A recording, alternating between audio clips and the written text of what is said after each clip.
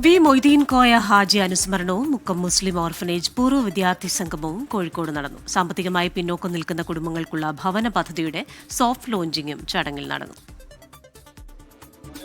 സാംസ്കാരിക സന്നദ്ധ പ്രവർത്തനങ്ങളിൽ മാതൃക തീർത്ത വി മൊയ്തീൻ കോയ ഹാജിയുടെ 42ാം അനുസ്മരണമാണ് വിവിധ പരിപാടികളോടെ സംഘടിപ്പിച്ചത്.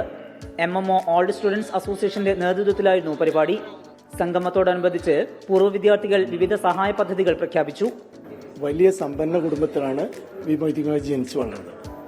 പക്ഷെ ഒരു ദാരിദ്ര്യമോ അതിന്റെ ദൈന്യതയോ ഒന്നും അനുഭവിക്കാതെ മറ്റുള്ളവരുടെ കഷ്ടതകൾ മനസ്സിലാക്കി മുന്നോട്ട് വന്ന് അനാഥരെ സനാഥരാക്കിയ ഒരു മഹൽ വ്യക്തിത്വമാണ് മൊയ്തീൻ കോയ. 24 ചെയർമാൻ ആലുങ്കൽ മുഹമ്മദിന്റെ മകൾ doctor Majida Muhammad, Malabar Gold branch manager Prajeesh, MPS business group chairman Shams Manalaya തുടങ്ങിയവർ ചേർന്ന് ഭവന പദ്ധതിയുടെ സോഫ്റ്റ് ലോഞ്ചിംഗ് നിർവഹിച്ചു.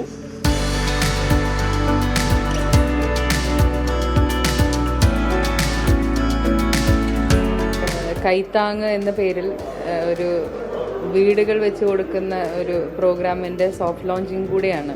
നമ്മുടെ ജില്ല വിട്ട് അടുത്ത ജില്ലയിലേക്ക്